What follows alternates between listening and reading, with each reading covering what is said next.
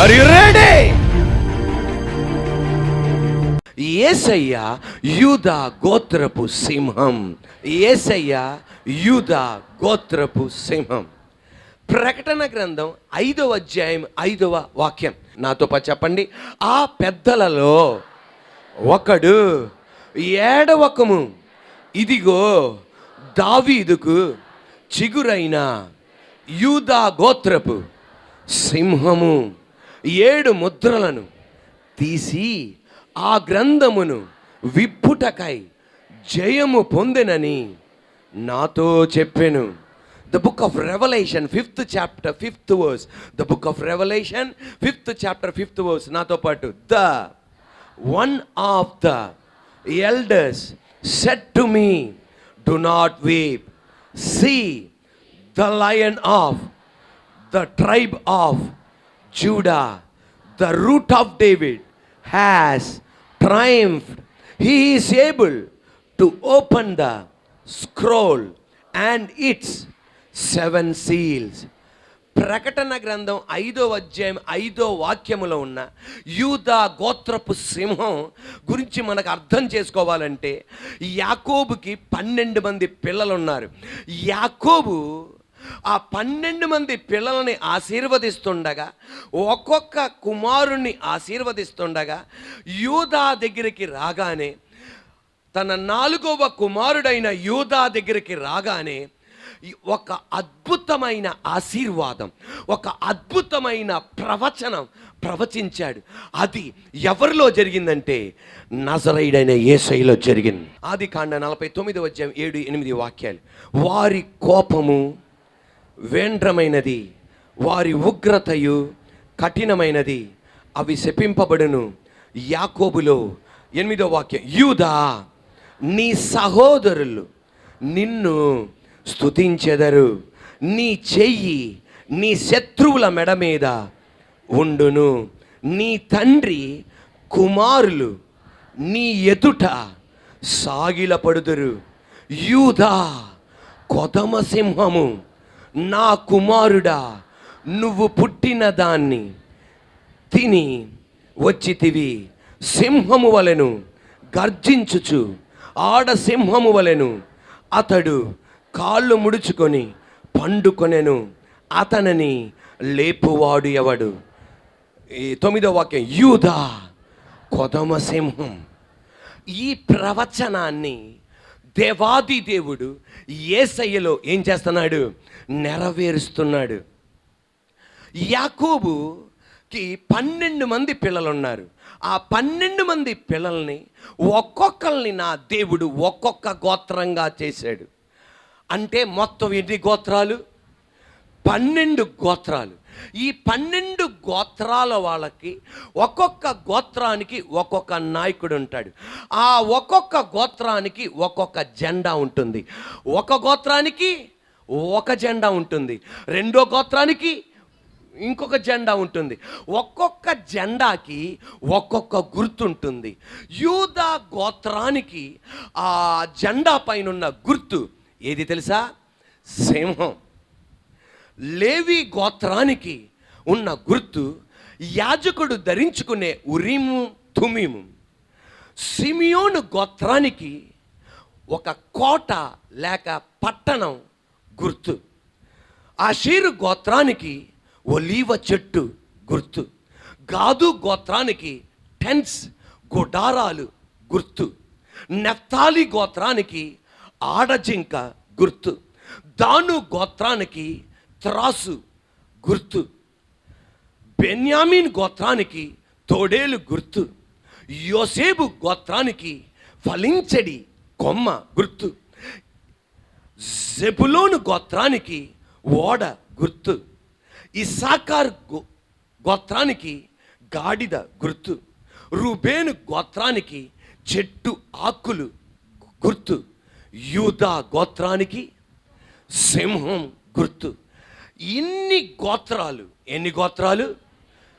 12 గోత్రాల ముందల నడిపించే గోత్రం యూదా గోత్రం.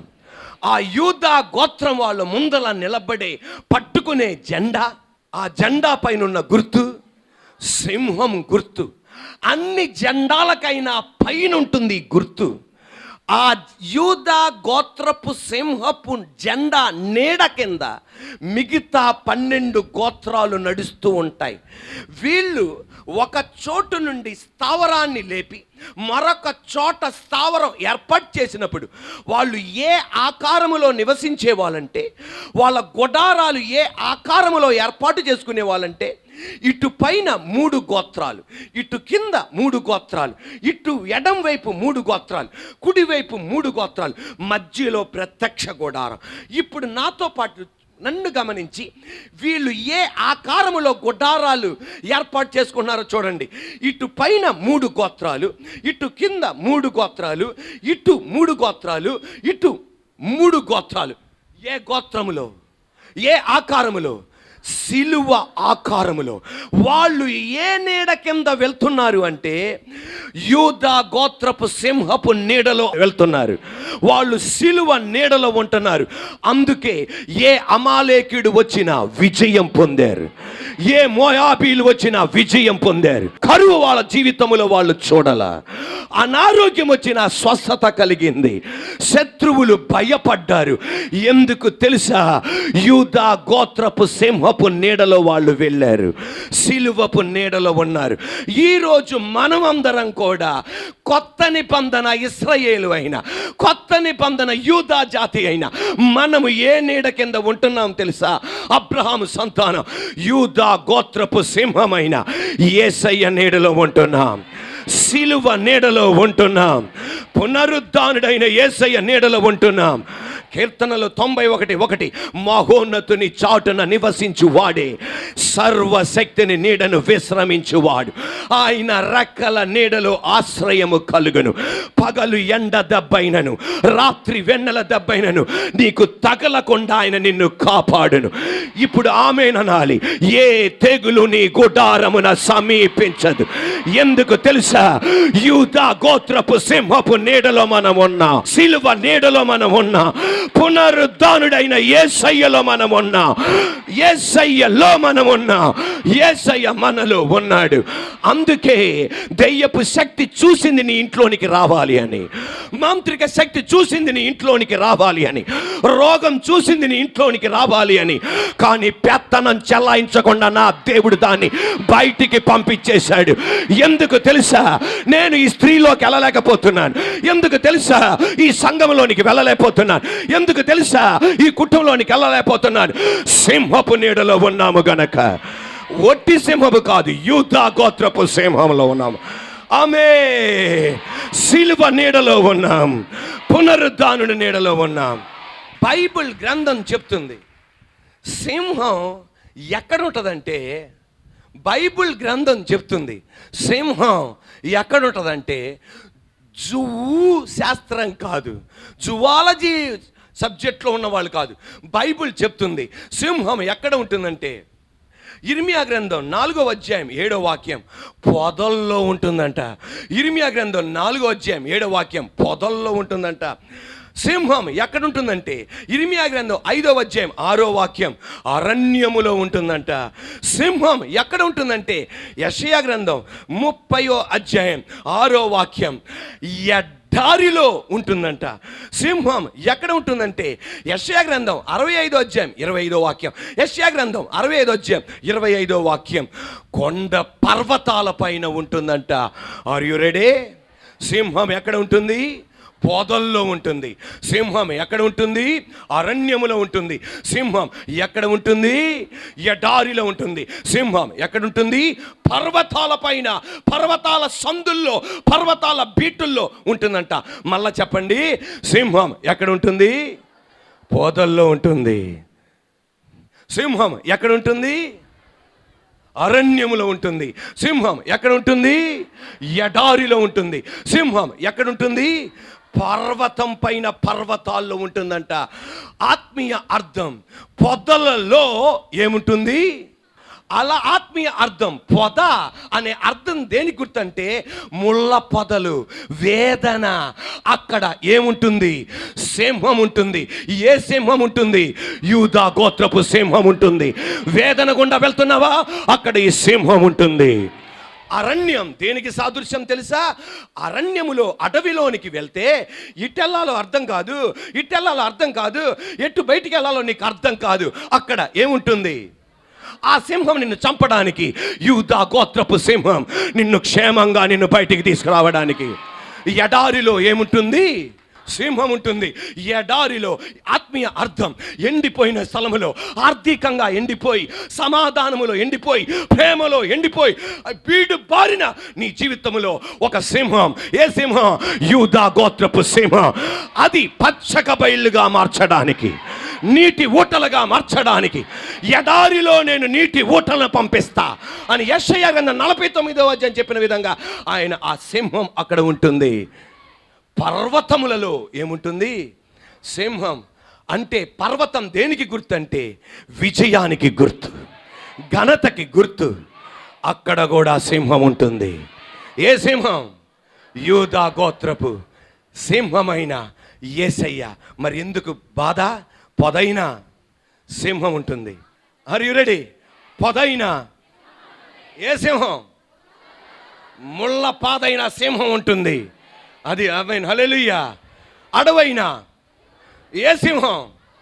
నేను బయటికి రావడం నాకు అర్థం కాకపోయినా ఈ సమస్య నుండి యూదా గోత్రపు సింహమైన యేసయ్య నాతో ఉంటాడు, నన్ను బయటికి నడిపిస్తాడు. ఎడారిలో ఏముంటుంది? ఏ సింహం?